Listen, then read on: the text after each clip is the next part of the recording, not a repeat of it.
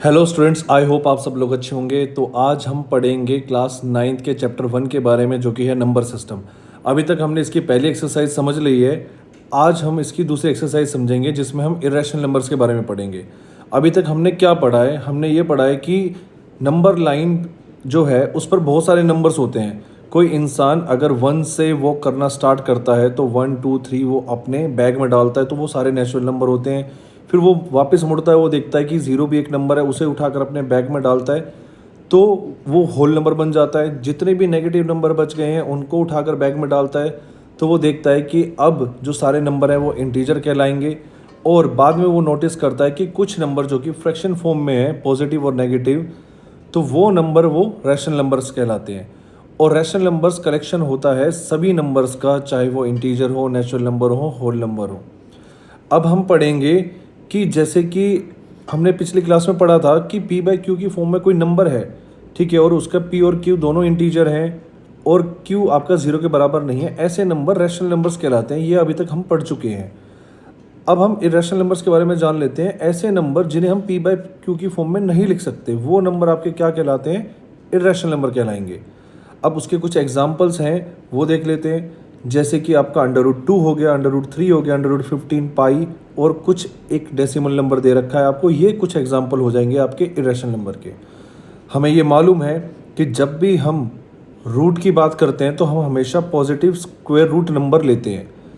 जैसे कि √4 है तो इसकी वैल्यू हम 2 लेंगे, जबकि इसकी वैल्यू 2 होती हैं, 2 और -2। इसका कारण ये है कि मैं मान लेता हूँ एक एक्सप्रेशन ले लेता हूँ, √4 प्लस √4। अगर दोनों की वैल्यू मैं पॉजिटिव में लूँ, यानी कि √4 की वैल्यू +2 और इसकी भी +2 लूँ, तो मेरे पास आंसर आ जाएगा 4। अगर मैं दोनों की वैल्यू नेगेटिव लूँ तो मेरे पास आंसर आ जाएगा -4, और एक वैल्यू पॉजिटिव लूँ, एक नेगेटिव लूँ, तो मेरे पास आंसर आ जाएगा 0। तो ऐसा कैसे पॉसिबल हो सकता है कि एक सिंगल एक्सप्रेशन के आपके पास 3 आंसर आ रहे हैं? तो जब आपके पास सिंगल एक्सप्रेशन के 3 आंसर आ रहे हैं तो उससे बचने के लिए हमने क्या डिसाइड किया कि हम हमेशा एक रूल बना लिया कि हम हमेशा एक पॉजिटिव स्क्वायर रूट नंबर लेंगे।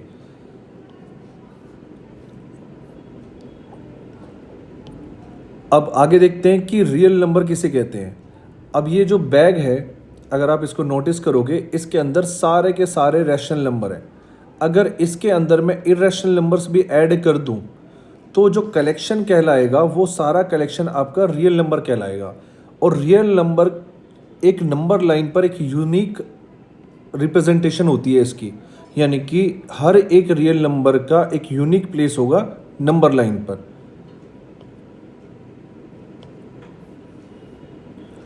अब √2 को मैं किस तरीके से नंबर लाइन पर रिप्रेजेंट कर सकता हूं? तो इसके लिए हमें राइट एंगल की ज़रूरत पड़ती है। राइट एंगल ट्राइंगल की ज़रूरत पड़ेगी, और राइट एंगल ट्राइंगल की ज़रूरत से ही और इसका यूज़ करके ही हम प्लॉट कर पाएंगे √2 को, क्योंकि राइट एंगल ट्राइंगल के अंदर हम पाइथागोरस थ्योरम को लगा पाते हैं, तो इस वजह से हम √2 को भी प्लॉट कर पाएंगे। अब जैसे मान लो आप O से लेकर A तक एक 1 यूनिट लेंथ की मैंने बेस माना है, और A से लेकर B तक 1 यूनिट लेंथ का परपेंडिकुलर माना है।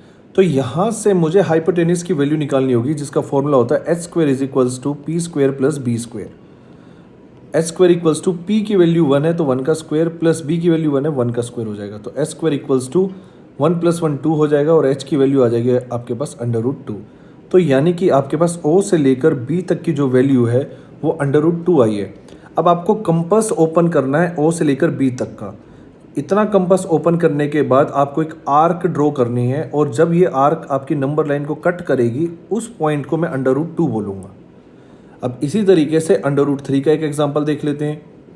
√3 को प्लॉट करने के लिए सबसे पहले आपको √2 बनाना होगा। जैसे कि ये 1 यूनिट लेंथ है, ये भी 1 यूनिट लेंथ है, इससे मैंने √2 ड्रॉ कर लिया। अब मैं इस √2 वाली हाइपोटेन्यूज पे एक परपेंडिकुलर ड्रॉ करूंगा BD, ये 1 यूनिट लेंथ का होगा। अब पाइथागोरस थ्योरम का यूज़ करते हैं, h² = p² + b²।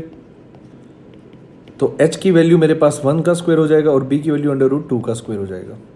h² = 1 + 2, तो h = √3 आ जाएगा आपके पास। तो यहाँ पर जो आपका हाइपोटेन्यूज बना है वो √3 बना है।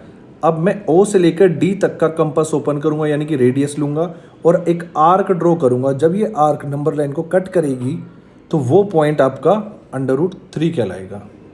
तो आई होप आप सब लोगों को ये समझ में आ गया होगा। अब हम एक्सरसाइज को सॉल्व कर लेते हैं 1.2 को। सबसे पहला क्वेश्चन है, क्या सारे के सारे इरेशनल नंबर रियल नंबर कहलाएंगे? तो रियल नंबर के बारे में हमने पढ़ा था कि इसके अंदर आपके रैशनल नंबर्स भी होते हैं और इरेशनल नंबर्स भी होते हैं।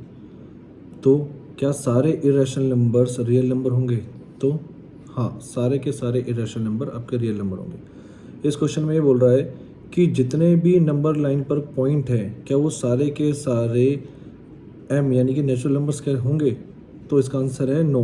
पहले वाले का आंसर ट्रू है, दूसरे का फॉल्स है। उसका रीज़न ये है क्योंकि जो नंबर लाइन होती है उस पर आपके इंटीजर भी होते हैं, उस पर आपके होल नंबर भी होते हैं, उस पर आपके नेचुरल नंबर भी होते हैं, उस पर आपके रैशनल नंबर्स भी होते हैं और उस पर आपके इरेशनल नंबर्स भी होंगे। अगला है, क्या सारे के सारे रियल नंबर इरेशनल नंबर्स होंगे?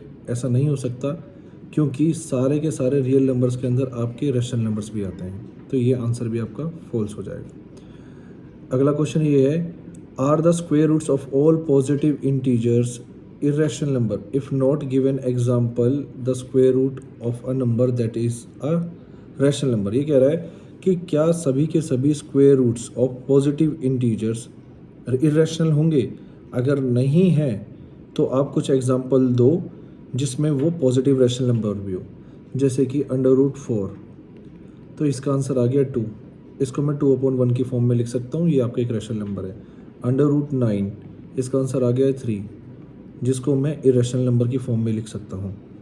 अगला है कि आप √5 को रिप्रेजेंट कर सकते हो नंबर लाइन पर। तो मैं एक नंबर लाइन ड्रॉ कर लेता हूँ। तो ये मैंने एक नंबर लाइन मान ली है। तो यहाँ पर 0 है, ये 1 है, ये 2 है और आगे आपके पास 3 है। तो 0 से लेकर 2 तक मैंने बेस मान लिया है और यहाँ पर मैं 1 यूनिट लेंथ ले लेता हूँ, जिसको मैंने पॉइंट C मान लेता हूँ मैं इसे A, इसे B और ये C हो गया। तो पाइथागोरस थ्योरम अगर मैं अप्लाई करूँ, h² = p² + b², तो h² क्या हो जाएगा आपके पास? 2 का स्क्वायर + 1 स्क्वायर।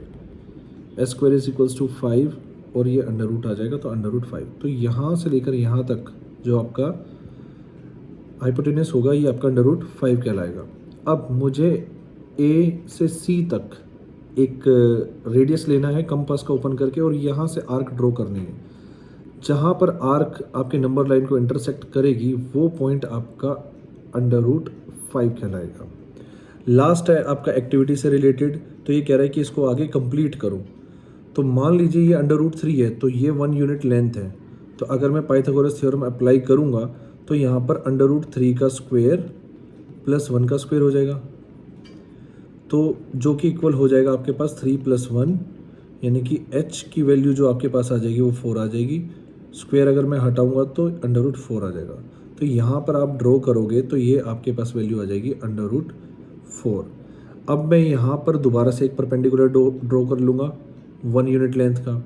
तो दोबारा से पाइथागोरस थ्योरम लगाऊंगा तो √4 का स्क्वायर + 1 का स्क्वायर हो जाएगा। तो यहाँ पर 4 + 1 तो आपके पास क्या आ जाएगा? 5 आ जाएगा, √5, क्योंकि h² की इक्वल होगा तो इसलिए आ जाएगा। तो यहाँ से मुझे √5 मिल जाएगा। तो इस तरीके से आप कंटिन्यू करते चले जाएंगे। आई होप आपको ये एक्सरसाइज समझ में आ गई होगी। Thank you so much.